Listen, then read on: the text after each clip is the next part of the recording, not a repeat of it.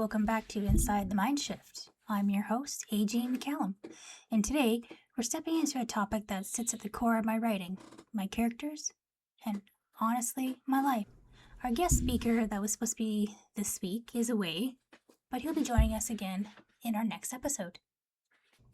This isn't just an episode about diagnoses or definitions. It's about the emotional truth behind the pages, the lived experiences that shape the way I write psychological horror, and the way I build characters and the way I understand fear. In our last episode, we went behind the pages and explored a few scenes from my upcoming book releasing this October. We talked about how and why I wrote it and what inspired certain moments, and how those pieces connect to the larger story. Today, we're shifting gears again, but staying behind the pages. Instead of breaking down a scene or a character moment, I want to take you deeper into something that shapes the entire emotional backbone of my writing, mental health. This episode is all about the influences behind the story, the personal experiences that guided it, and the people who shaped it along the way. This is Behind the Pages, a closer look at mental health.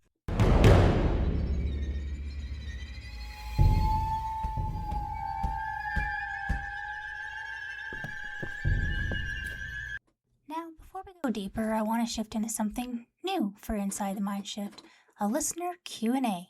Every week I get messages from readers and listeners asking about the emotional layers in my writing, the mental health themes, and some of the pieces that connect to real life. So today I'm answering a few of the most common questions that I've received. Question 1. Why do you write so openly about mental health? I write openly about mental health because it's real, it's human, and it's something so many people experience in silence. For me, mental health isn't a subplot. It's the part of the emotional truth behind my characters. Like when Alan struggles, or when Fisher carries trauma, or when Annie senses something she can't explain. Those moments come from lived experience. They're honest, they're raw, and they matter. Question 2. Do your characters reflect your own mental health journey? Well, in some ways, yes, but not directly. I don't write myself into my books, but the emotional authenticity comes from my own experiences with depression, anxiety, panic attacks, and PTSD. I understand what fear feels like. I understand what disassociation feels like. I understand what healing feels like. And those truths naturally shape the way I build my characters. Question 3. Why combine mental health with psychological horror thrillers? Because the mind is the scariest place we can explore. Psychological horror thrillers allow me to show how fragile, how powerful, and unpredictable our minds can be. Like for instance, Patty's presence, Alan's confusion, Fisher's trauma. These aren't just supernatural elements. They're reflections of how our memory, fear, and unresolved pain can haunt us in the long after the moment has passed. Question 4. What do you hope readers take away from your mental health themes? I hope readers feel seen. I hope they feel understood. And I hope they realize that mental health struggles don't make them weak. They make them human. And even if one person feels validated because of something in my books or in this podcast, then every difficult moment spent writing or talking was worth it. I hope this gives you a little more insight into the why and the how behind my work. And I really appreciate your questions and for saying them in and for being part of the conversation. If you have anything on your mind or something you'd like me to address in a future episode, feel free to share it in the comments. Your voice matters, and you never know who else might connect with what you share. All right, let's step back to the behind the pages and continue exploring how mental health shapes the emotional backbone of my writing and how those experiences influence the creation of my books. Mental health has always been part of the foundation of my creative process. Not as a plot tool, not as a dramatic twist, but as a reflection of real people carrying real emotional weight. I live with a major depressive disorder, anxiety, panic attacks, and PTSD myself.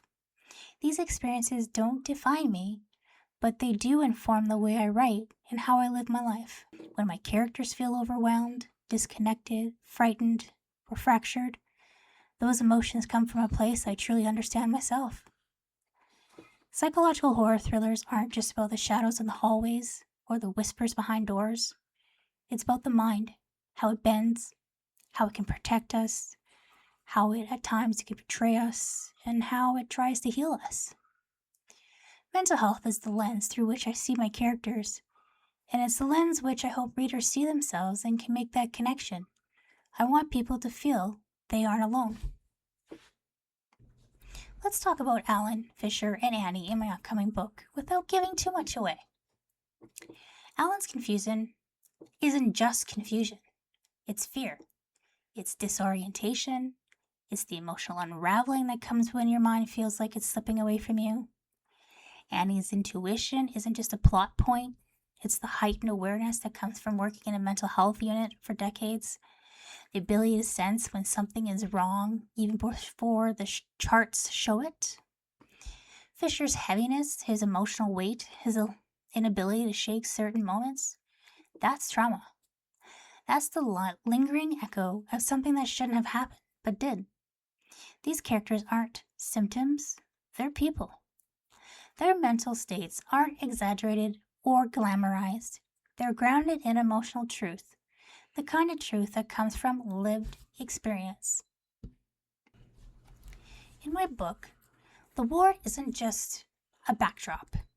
It is sort of kind of like a pressure chamber. It's a place where vulnerability and resilience collide, where people confront their darkest moments, where staff carry emotional burdens of their own.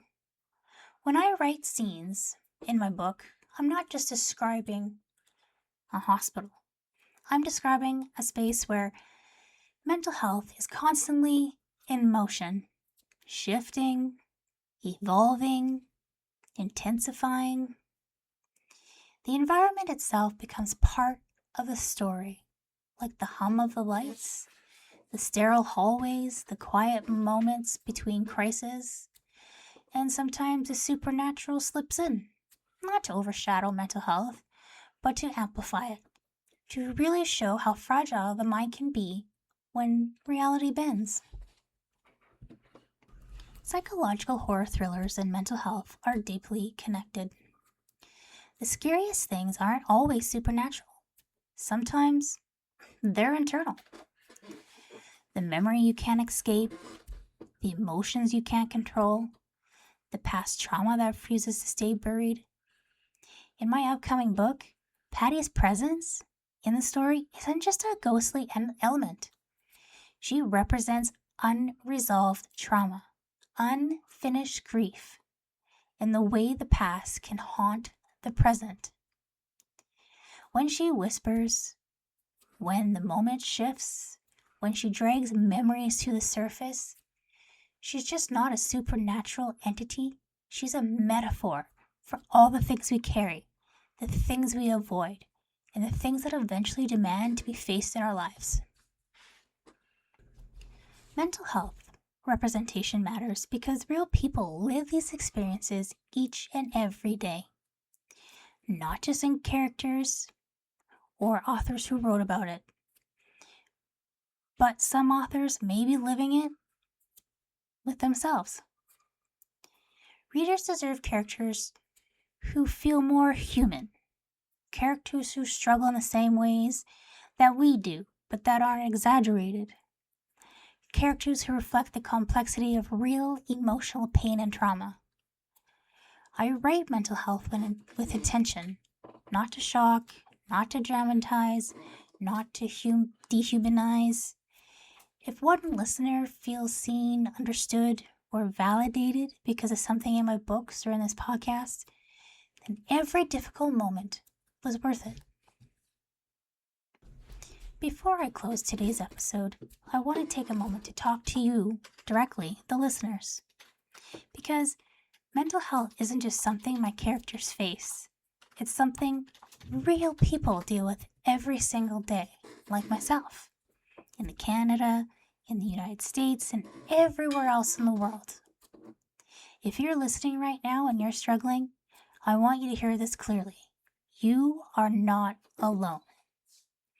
Whether you're in Canada, the US, or somewhere else in the world, there are people who can help, like professionals, support groups, crisis lines, and even community resources.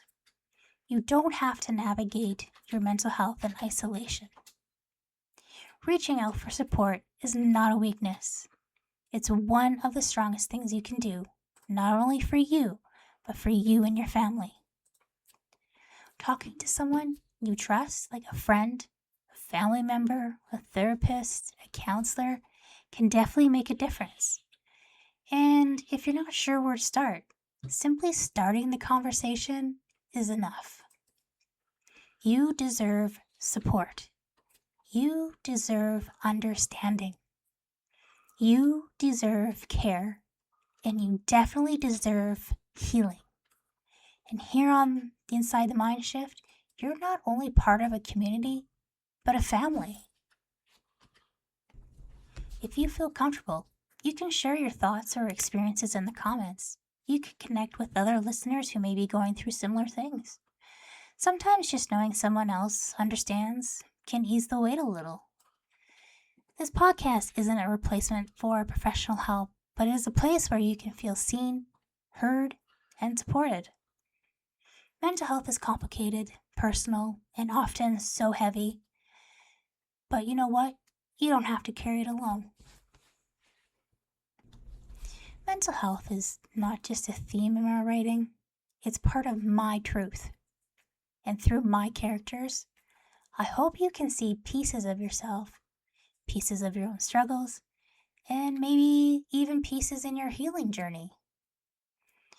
I thank you for stepping in behind the pages with me and exploring the mind in all its complexity, fragility, and strength.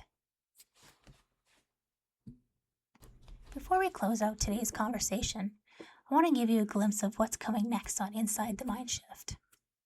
In our next episode, we're stepping back into the world of legal aspects, the foundation that ties directly into my first educational book, Mind Shift. We'll explore the ins and outs of the legal system, the real-world influences behind the material, and what inspired our upcoming guests to pursue a career in law. Their story, their experiences, and their perspective bring a whole new dimension to our conversation. If you ever wondered how certain moments in Mind Shift became so unsettling, or how the legal world can shape both fear and protection, you won't want to miss this one. And that's our upcoming episode on Inside the Mind Shift for next week. Thank you for stepping behind the pages with me and exploring the mind. This is A.G. McCallum, and you've been listening to Inside the Mind Shift. Remember, the mind hides more than it reveals.